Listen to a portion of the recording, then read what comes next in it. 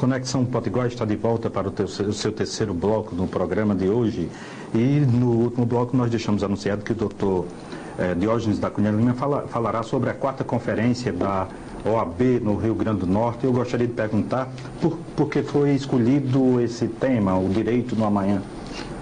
A presidência da OAB, que é muito bem exercida por Paulo Eduardo e também a direção de Paulo Coutinho, escolheram o tema porque é muito fácil estudar as coisas do passado, mas uma visão prospectiva, o direito do futuro, o direito que vem e que está nascente, o direito que nós estamos vivendo a cada dia com essa rapidez de que as coisas se modificam, a economia, a internet, as novas relações, as novas tecnologias, tinha que ser estudado. E para mim um agrado fantástico é que esse seminário, que ainda está com inscrições abertas, eu convoco todos os colegas, juízes, promotores, procuradores, consultores, defensores públicos, participem do seminário, que vale a pena, porque é uma organização maravilhosa que está sendo feita deste seminário.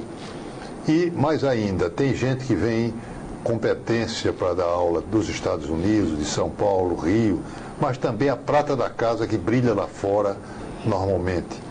Por exemplo, virá o meu querido mestre, doutor, fantástica figura humana de Antenor Madruga. Vem desembargadores federais da categoria de Barros Dias, de Marcelo Navarro, Ribeiro Dantas, extraordinário. Está aí, por exemplo, Marcelo Dias, que é um orgulho nosso, da nova geração que está.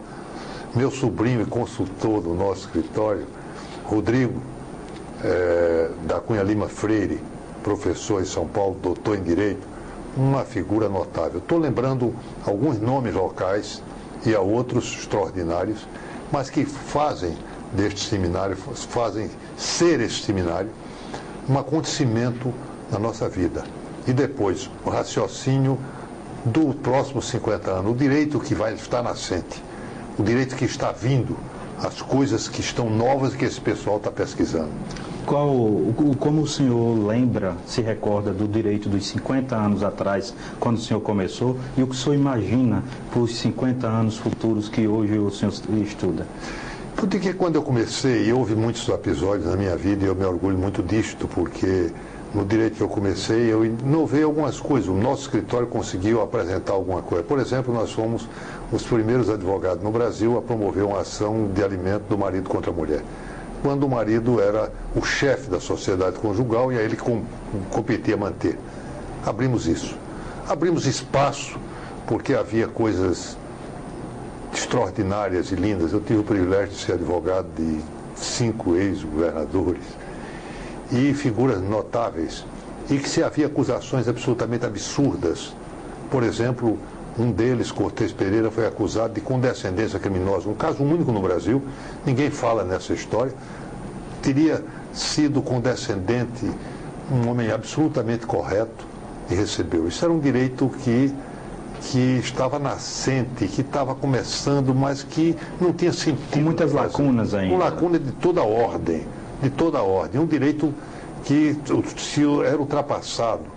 Por exemplo, nós estamos vendo hoje a busca da igualdade da mulher, que é um fenômeno maravilhoso do crescimento dos direitos da mulher, a partir da Lei Maria da Penha, mas muitas coisas internacionais que ocorreram e que hoje estão refletindo no país. E muitos, a maioria desses direitos da mulher, que começaram a nascer no Rio Grande do Norte com direito de voto. Então imagine as coisas que aconteceram nesse período em 50 anos. Houve uma mudança visceral. O nosso velho Código de 1916, o Código Civil, regulava as relações, estava inteiramente ultrapassado quando veio o novo Código estabelecendo novas regras, novo princípio, princípios básicos como o princípio da boa-fé nos contratos, que veio alterar aquele quadro de jurisprudência que havia. E o futuro? O futuro está extraordinário. Pense, por exemplo, o biodireito, o direito nascido das relações, da existência da vida nova.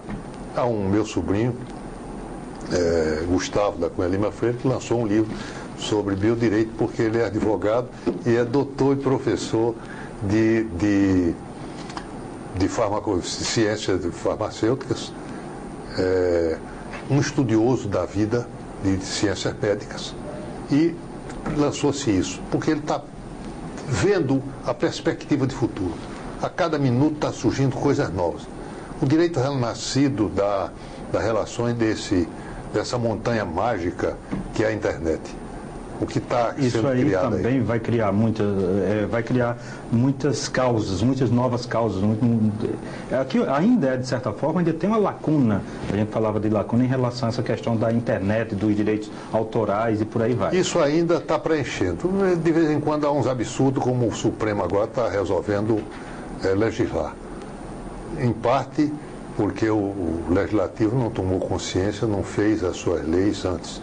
A função, cada um na sua função, cada macaco no seu galho. Mas recentemente o senhor tocou num assunto da maior importância. Recentemente, sobretudo na área política partidária, o Congresso Nacional parece quase que abriu mão de fazer as leis e termina no Supremo. Termina o Supremo legislando e muitos fazendo coisas, passando as contas não estando bem certas, não. De vez em quando há um erro. Eu estou com um problema de família, um primo meu, que foi julgado pelo Supremo, ele ganhou a eleição e o que perdeu a eleição está senador do Estado e ele continua sem assumir depois do Supremo ter julgado. Isso não é a maneira normal de fazer, porque a justiça também tem que ter, justiça atrasada é injustiça. A justiça que demora um ano para decidir uma situação, mais de um ano, e a justiça que entrega aquele que perde a eleição a assumir a função, não é uma boa justiça. Não acredito nisso. E nesse caso, se é o caso que eu estou pensando, que é o do senador Cássio Cunha Lima na Paraíba, o que ocorre é que se for provado e ele tiver o direito, o tempo não permitirá mais que ele recupere esse mandato, visto que o tempo urge. Nada, porque já perdeu um ano e tanto do seu mandato e até agora, graças a uma doença dentro do sistema lá do Supremo, o ministro está doente, ou seja, ele tira 20 dias de licença e quando volta passa 3 dias, 9 dias e fica com o processo dormindo só para dizer, o Supremo já decidiu só para dizer, tome posse. Não é possível uma coisa dessa. E a vida que urge muitas vezes o atraso, uma bela função jurídica da Justiça do Rio Grande do Norte. Aqui se aplica bem e se procura fazer. Mesmo assim, há muito atraso e muita dificuldade. Nosso tempo está se esgotando aqui, mas eu estou vendo aqui que para a quarta conferência da OAB há também a possibilidade de participação de estudantes. Sim, os estudantes estão sendo convocados porque eles são a principal destinação. O estudante que tem a ver com o tema, que é os futuros. Depois ele vai formar o currículo da sua vida. O participante desse congresso vai ter um título perante a vida, e um título importante. Basta dizer que a abertura é de Alfir Cavalcante, presidente da OAB Nacional. Então vai dar uma qualificação ao estudante extraordinário, como ao profissional, seja que área que ele exerça a sua função jurídica. Doutor Diógenes, temos o tempo ainda de renovar o convite para o lançamento do Natal, uma nova biografia. Uma nova biografia porque tem a biografia de Cascudo, né? Não, eu tenho 6 biografias de pessoas, mas eu acho a cidade com alma, com jeito de gente. Por isso mesmo é biografia. E depois eu publiquei há tempos atrás um livro que se chamou Biografia de uma Cidade, Natal, Biografia de uma Cidade, e que estimulou isso aí. Eu não pude dizer que era uma segunda edição, porque é uma edição nova. Há muitas coisas. Por exemplo, eu trago os natalenses, 10 natalenses exemplares. Pessoas que podem ensinar ao Brasil a ser melhor ainda do que é. Então, esses exemplares eu estou listando pessoas extraordinárias.